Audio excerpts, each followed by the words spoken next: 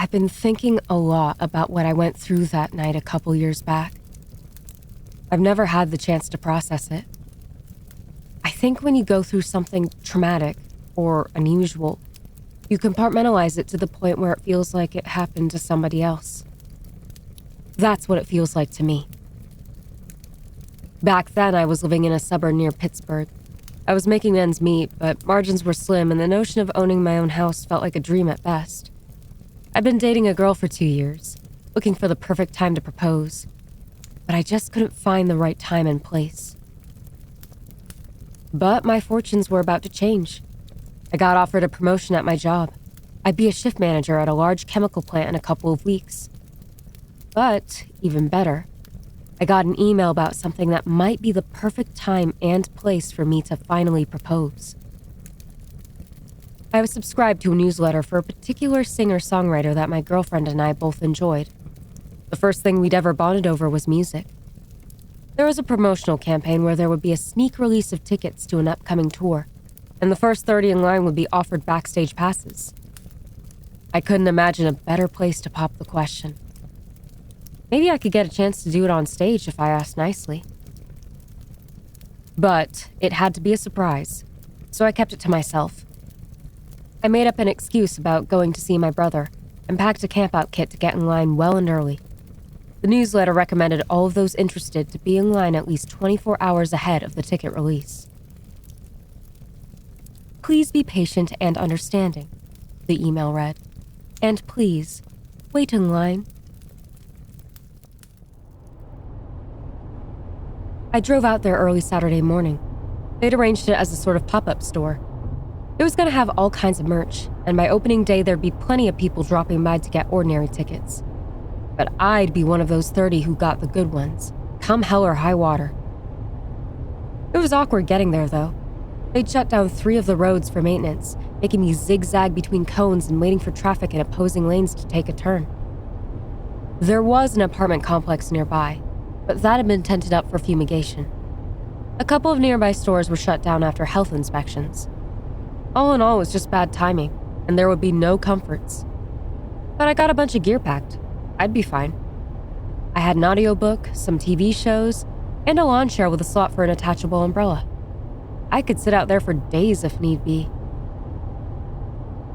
As with most pop-up events, there was no big sign, and the location was closed with metal shutters out front. The only thing that showed that this was the place was a discreet little poster on the side of the door that read, "You made it!" The newsletter had mentioned that particular poster. It was all designed in a way to make the release feel exclusive. I got there about 23 hours early, and my heart sank.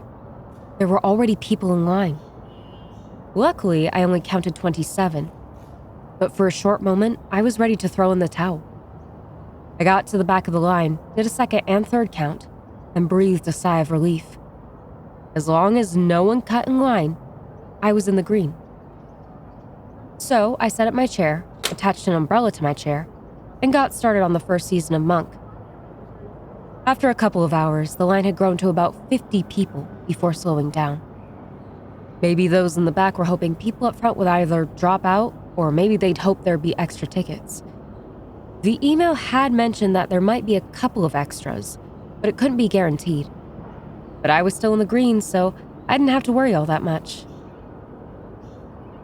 It wasn't an unpleasant place to stay. The building was facing away from the sun, and there wasn't any traffic nearby because of all the maintenance. I think the crews had stopped working for the weekend because there was little to no machine noise. I didn't hear a single jackhammer or concrete mixer. Just the ambiance of the city and the murmur of the people in line. There was a bit of a tussle up front. This one woman was getting up and talking to people. She was hard to miss. She had this neon green band shirt and blue-colored hair. You could see her from a mile away. She went down the line asking if anyone had any antihistamines, allergy pills. She was having some sort of reaction. Turns out no one had any, so she had to head off to find some. There was a drugstore a couple blocks away, and the guy next to her promised she could keep her spot. So she walked away, thanking those around her for being so understanding. Thing is, she never came back. Hours later, her spot was still vacant. By dinner time, I kicked up a conversation with a guy next to me. He'd arrived just after I did, so he was still among the first 30. His name was Rodney, and he had this lean metalhead kind of build. Arms covered in tattoos, and those kinds of pants with zippers that you can turn into shorts. Didn't look like his kind of venue. "I'm surprising my girl," Rodney smiled. "She loves this stuff." "Same here," I said. I think I might pop the question. "Congrats. Love to see it." He offered me a Coke, and I took it. He hadn't prepared himself quite like I had, so I offered him a pad to watch some shows while I listened to my audiobook. We shared a couple of stories, some snacks, and added one another to our socials. I chomped down on a cold burrito for dinner and took a nap. Rodney was on his phone talking to a friend for a bit. The people ahead of me were having a conversation of their own, and I only caught parts of it. They were discussing if there were 30 available tickets in total, or if there were more tickets given out to the first 30 people. Was there only one ticket per person? Because if all online wanted 2 or more, that'd be over 60 in total. The email hadn't specified it, so they were a bit worried. I had no idea. There was no point in arguing about it. We'd see in about a day. There was this one guy who was a couple spots ahead of me that had to step out of line. He had a friend coming by to drop off some stuff, so he asked if they could hold a spot for a bit. It'd just be a couple of minutes. I saw him disappear around the corner, doing that "I'm in a bit of a hurry" kind of jog that polite people do. A couple of minutes passed. Then half an hour. After a full hour, he still wasn't back. "Isn't that strange?" I said to Rodney. 2 people have gone to get something, and none came back. "Sure, yeah, strange," he nodded. "But some people just say those things to get an excuse to leave. It's embarrassing to say you're bored, you know?" "I guess. It's just strange." "I work at the hospital," he said. "I'm an anesthesiologist.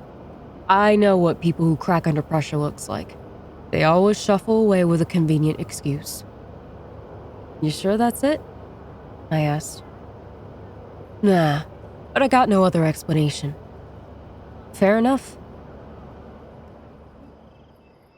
As the sun dipped below the horizon, the sounds of the city lowered to a mumble. Cars gave way to people walking their dogs, and in this particular neighborhood, there was a lot of those. There were a couple more people who got out of line and walked away, not to return. We were still well over 40, though, but I think some got cold feet as the city got dark. A couple of light posts from a nearby street cast long shadows across the pavement. I was having a nap when Rodney poked me. He looked confused. "Some folks in the back are saying we're in the wrong line. They're opening some name-brand store. There ain't no ticket sales." "You shitting me?" I scoffed. "You can't be serious." A guy 3 steps ahead looked back. "This ain't no store opening," he called back. "It's an autograph signing." That kicked up a murmur. All of a sudden, the entire line was talking. There was some confusion about what we were actually doing out there. A lot of people were there for tickets, but for different artists. Some were there for a shop opening, an autograph signing, or a giveaway. A couple of phones were passed around and shown, so we could compare emails. All emails were from different accounts, seemingly official enough to get past the spam filters. They all advertised different things, but they ended with the same line. "Please be patient and understanding. And please, wait in line." It became readily apparent that no one had the faintest idea what this opening actually was. A couple of folks just got up and left. Finally, the guy at the very front stepped out of line. "I'm not sticking around for some fucking scam," he spat. "I'm going home. You should too." A couple more people packed up but hadn't decided what to do. I was a bit on the fence about it. But as I watched that first man round the corner, I figured there'd been some kind of misunderstanding. Maybe they were doing several promotions at once? I heard his voice. He sounded surprised and a little angry. What is this?" Then he screamed, a blood-curdling, ear-bleeding scream. It got quiet. Everyone looked at one another, trying to find an answer to what was going on. I got out of my chair to get a better look, but Rodney put his hand on my arm. "Hold on," he said, lowering his voice. "Don't go. We should call someone." He agreed, but we could see other people were already calling for help. The man from the front of the line never returned. There was someone in the back who called for help. A few people walked down the road to see if everyone was okay, but they never returned either.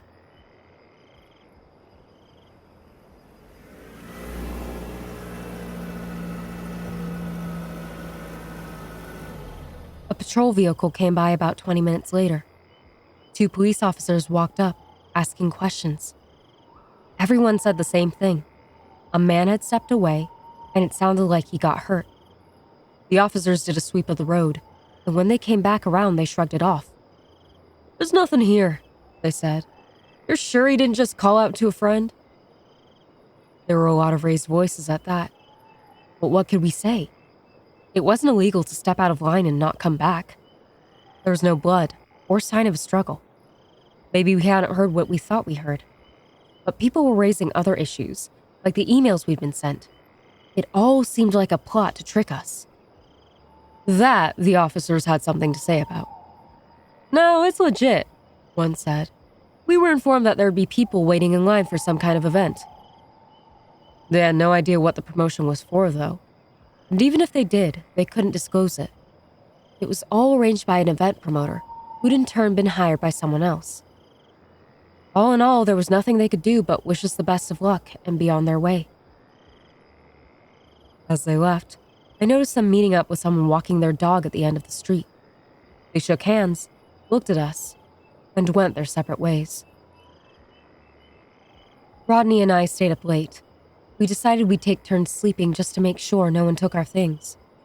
I took the first shift. The line had whittled down to about 30 people by then. There'd been a lot of people trickling out after the uncertainty of what this was supposed to be. Of course, none of them came back. I didn't hear anything else, but there was this rising unease that there was something inherently dangerous about stepping away. I could hear a couple of people talking about it. That is, until a woman further back had enough. She'd been sitting quietly for a while, listening to people talk over her. "It's not a big deal," she groaned. "Look, I'll walk one lap around the building. I'll leave my purse here so you know I'll be back. All right?" Maybe she was tired or frustrated. Maybe she just wanted to prove a point. She stepped out of line and rounded the corner with a huff. Judging by the size of the building, it ought to take her a couple minutes at a brisk walking speed. But as those minutes dragged on into half an hour, it was clear she wasn't coming back. She'd left everything behind, so it was clear this wasn't voluntary. Something had kept her from coming back. No one would willingly leave behind their identification, credit cards, or phone. A couple of people discussed leaving as a group. Someone mentioned leaving while being on a phone call to report back as they went. But no one wanted to take the risk. We didn't know what was going on, and no one was eager to put themselves on the line. Instead, we waited, speculated, and murmured back and forth about what might be going on. Was it a trafficking thing? Gang-related? Or was this whole thing just a big misunderstanding? I woke up Rodney around midnight and leaned back in my chair. I told him about the woman leaving her things behind, and I could see something settle on his brow. It was a strange position to be in. We were either completely fine or in incredible danger. But which was it? Which made more sense? I had a nervous sleep. No dreams, just a stream of thoughts. I kept waking up for the dumbest reasons. A car playing loud music a couple streets down. A barking dog. Someone throwing away a bunch of glass bottles. Just everyday city noise. Rodney had slumped against the wall, chewing on some licorice. When he noticed me watching, he pointed down the street. They keep coming back around. Who? I asked. Not sure. Some guy walking his dog every 30 minutes or so. The same guy? I don't know. Maybe. We kept our eyes on the street, and just like he said, a man with a dog passed by.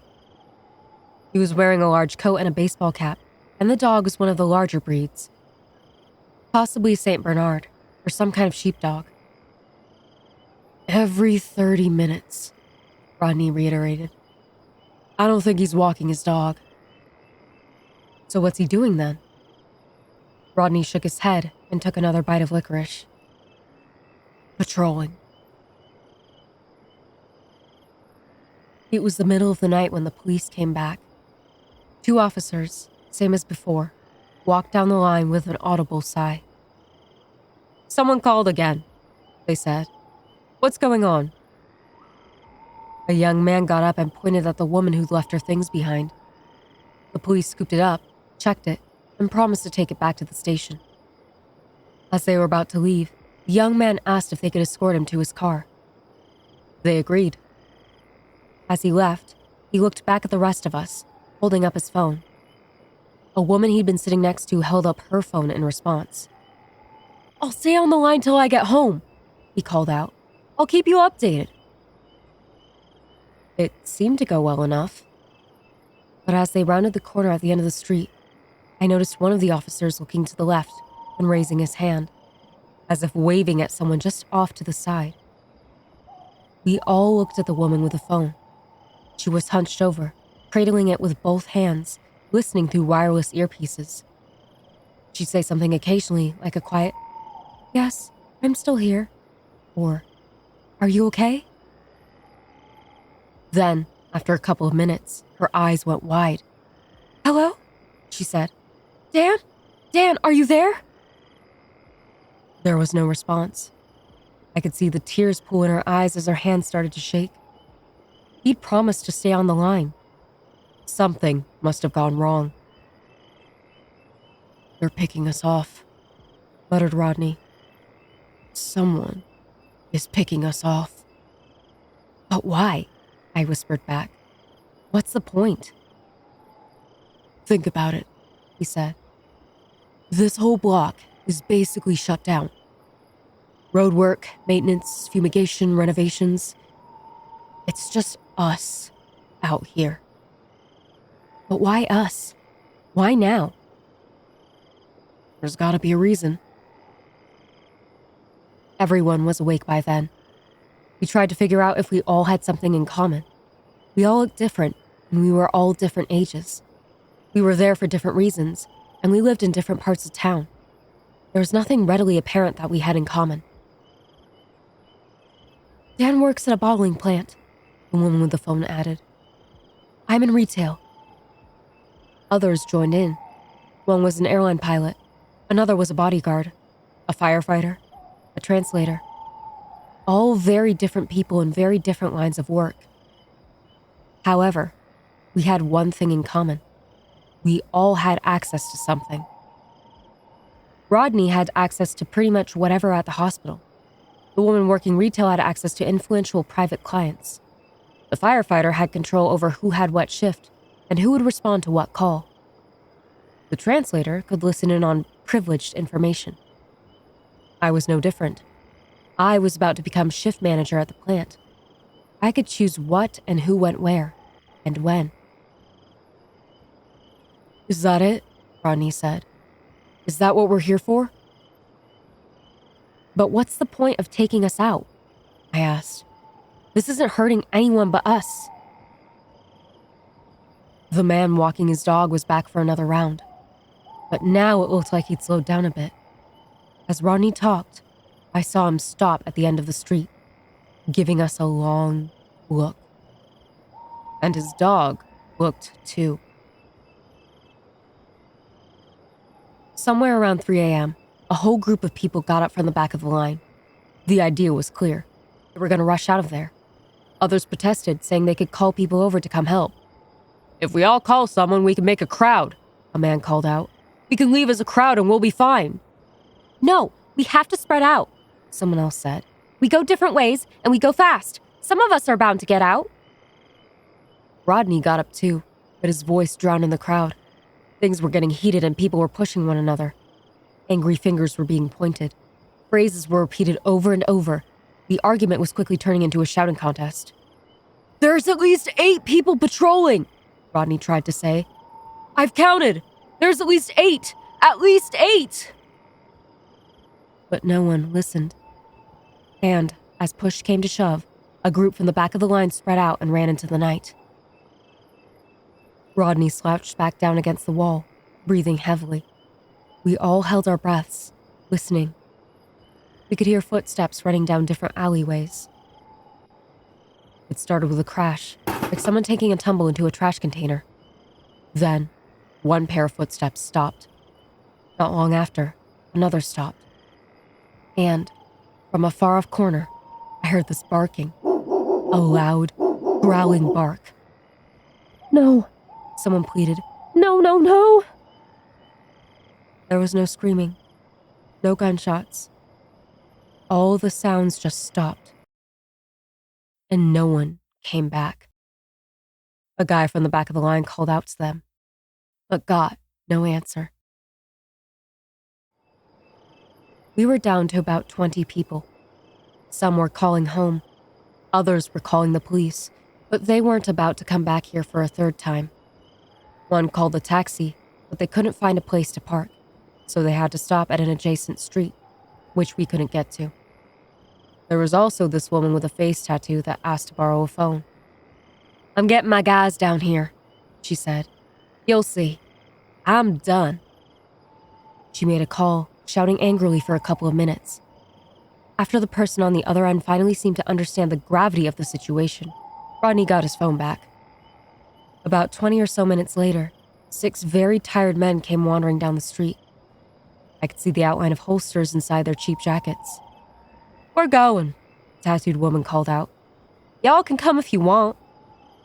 A couple of people got up. I looked at Rodney, but he shook his head. "Suit yourself," she continued. "We're leaving." We watched them walk away and round the corner. I heard them start a car and putting it in gear. There was music playing, something loud with a thumping bass. It sounded like they were about to drive away when I heard a bark. But it wasn't just a bark. It was more like a growling cough.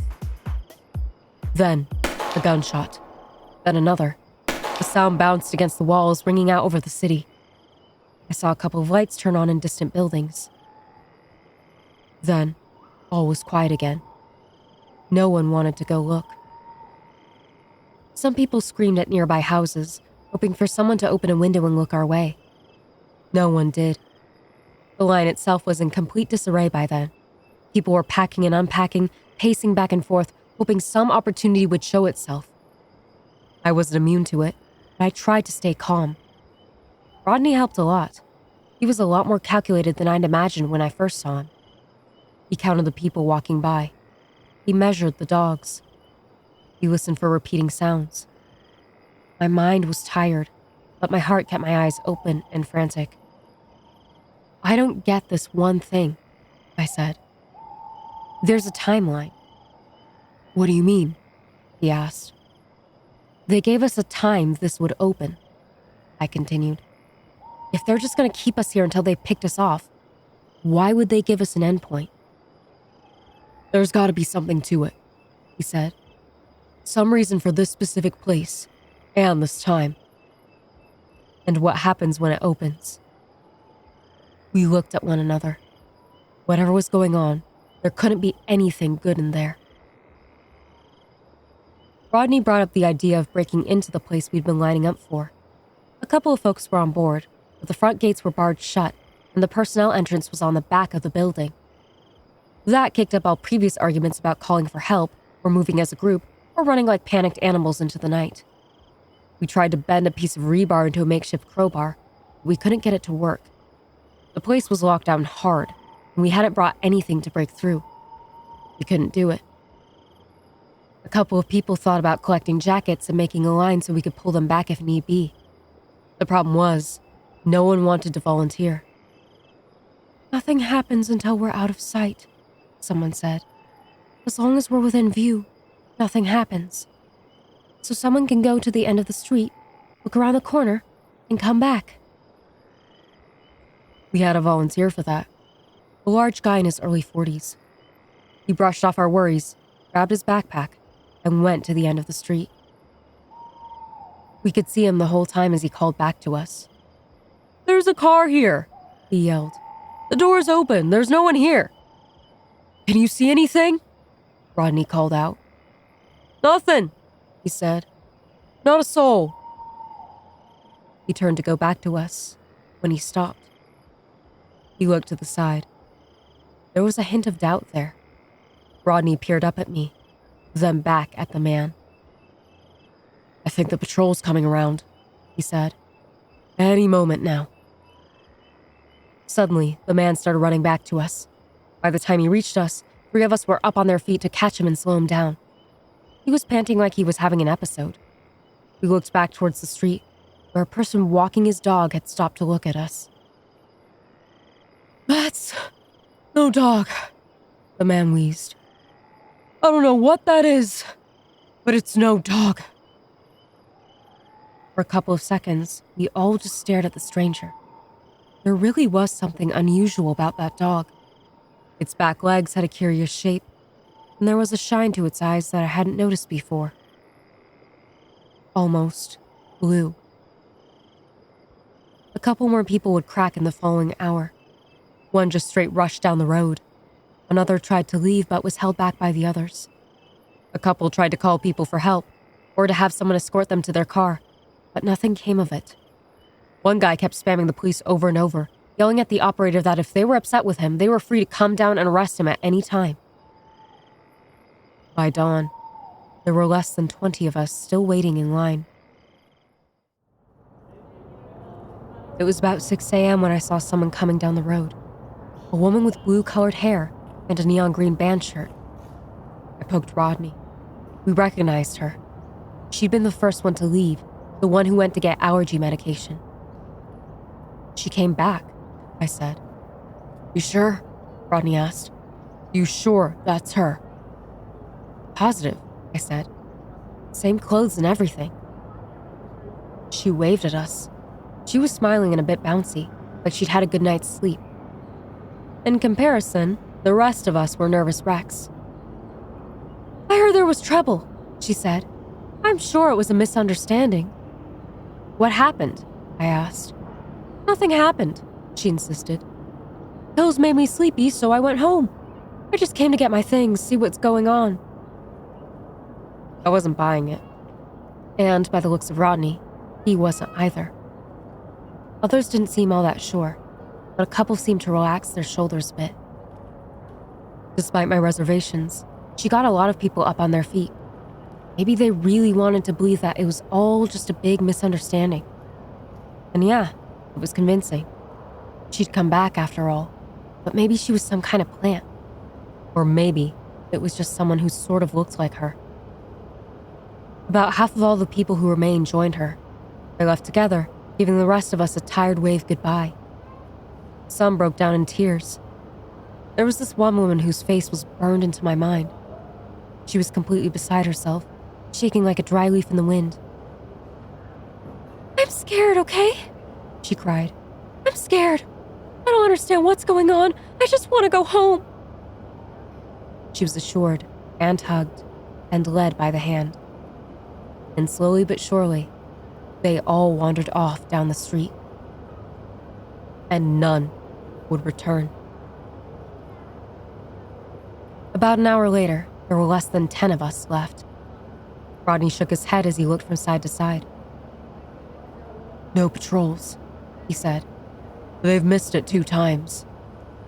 "You think we can go?" I asked. "No," he said. "Something's up." He shook his head as we looked down the road, only to see someone approaching. It was one of the people who'd been walking their dog, except now they weren't just passing by. They were stopping at the end of the street. A couple more joined, blocking off the other exits. One by one, they bent down and let their dogs off their leash. I looked at Rodney. For the first time, He looked scared. I could see his chest rising and falling with little claustrophobic breaths. We were being closed in on from all sides. "They fanned us out," he whispered. "They outnumber us." "What the fuck do we do?" I whispered back. He got up, and I followed. Others were taking notice as well. But as we began to spread out, we could see the approaching people moving to intercept. Then, the barking. I'll never forget the moment the dogs stepped out of the shade of the surrounding buildings. They looked almost completely black in the shadows, but they remained equally black when they stepped out into the morning light. They had this ink-black, slick skin. Their back feet looked like something from a bird, and the entire body was hunched over on all fours. It was more humanoid than I'd thought, and as I got closer, they stretched out. The smaller of them, at full length, was at least 6'7". One of them looked my way with a shark-like grin, scratching the pavement like an eager dog with long, pointed claws. I looked back at Rodney a final time, and, in a split-second realization, all hell broke loose. Someone made a run for it, only to be tackled to the ground. One of the dogs got them by the neck and bit down hard with a sickening snap. One guy tried to climb a light post, hoping he could get up to a window of a nearby building.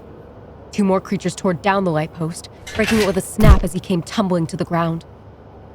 They were picking us off one by one, killing us, beating on us. A couple had time to scream for help, but the creatures targeted whoever made noise first.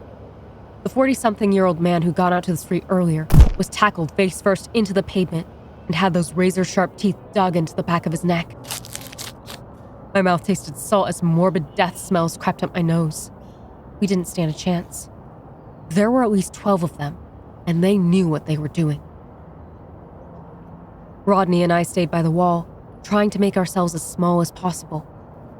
I got a good look at some of the dog walkers. A couple of them were complete strangers, but a couple of them I recognized from earlier. They'd been in line, just like me and Rodney.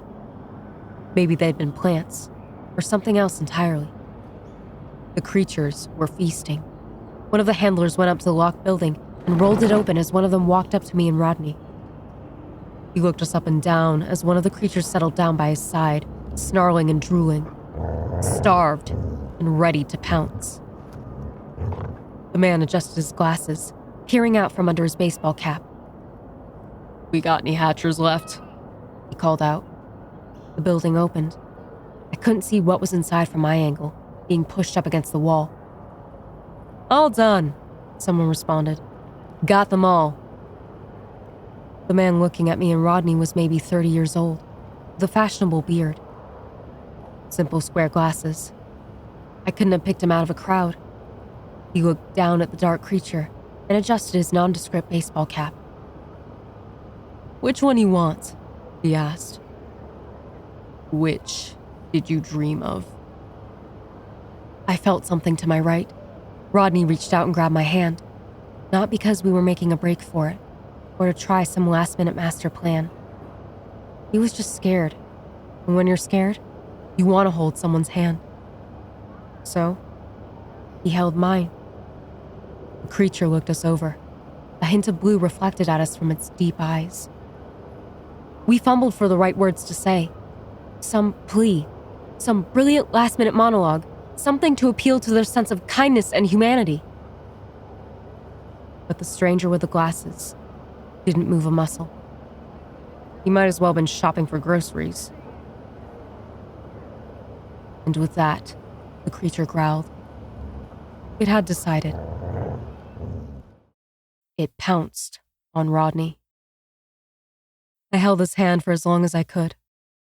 I didn't look. I remember the sensation of screaming, but I don't remember the sound. My throat turned raw. The muscles in Rodney's hand tightened, then fell limp. The man with the glasses took a step forward, shushing the creature. There, he said. "It's okay. Dream well. Eat." Bone crunching, sinew snapping.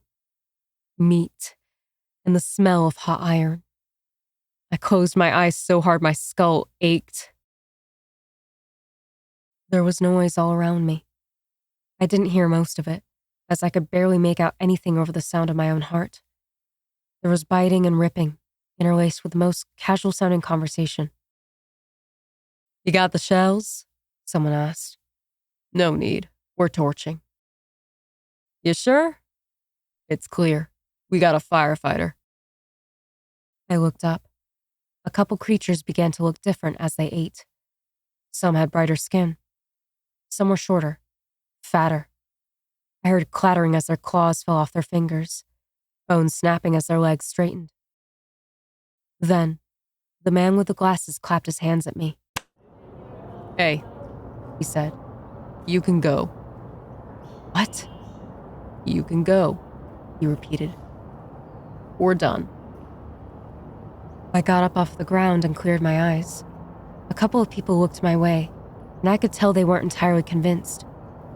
Some were armed. I recognized one of them as the woman with the face tattoo. "You're letting me go?" "Sure," he said. "We got a full brood. We don't need you."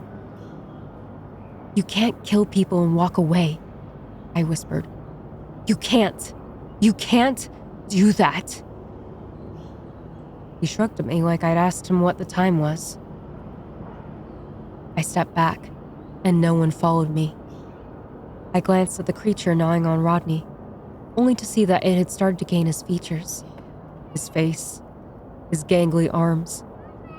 And all the while, the man with the glasses calmly shushed it and stroked its back. The others were setting fire to the building, using a can of gasoline and a strip of newspaper.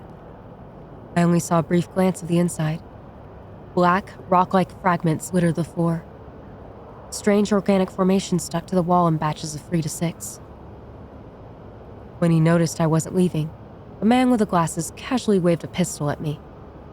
Not to shoot me, but to show that he had it. "Go on now," he said. And as the fire flared up, I stepped around the corner, and I didn't return. I came home in tears. I remember breaking down in the hallway trying to explain everything all at once to my girlfriend. I told her about the tickets, and the plans I'd made, and the people I'd met, and the dogs, and the handlers, all of it. I tried to show her Rodney's socials, and as I did, I noticed he was posting. My heart skipped a beat. "Long night," the post said. It was just a selfie, posted 10 minutes earlier. He looked fine. Healthy, even. But there was a little blue tint to his eyes that wasn't there before. No people went missing that night. Everyone came home eventually. And from what I've read, there haven't been any incidents. Everything just keeps going like normal, like nothing happened. So who can I call? What can I even say? You can't report a person for not being properly killed to the police. I even texted Rodney once, and he responded like it was no big deal. "I just went home," he said. "I'm fine. We should hang out sometime." I haven't agreed to it. I don't think I can. I don't even know what to think anymore. About a week or so after all this went down, I got a card. An apology card with a sad blue sunflower on the front. Inside was a handwritten note. "Sorry for the inconvenience," it read. There were 2 tickets to the concert. Backstage passes. I ended up going. I proposed. I think I recognized a couple of people in the crowd, but I'm not sure. Now, years down the line, it all feels like a nightmare.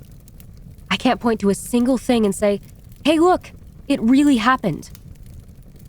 There are no witnesses, and in the eyes of the law, no crime has been committed. But I know what I lived through that night. That'll stay with me forever. And I know This was violent and ugly and sick. But that email asked me to wait patiently. And maybe that's what saved my life in the end. Maybe I'm still waiting. But for what?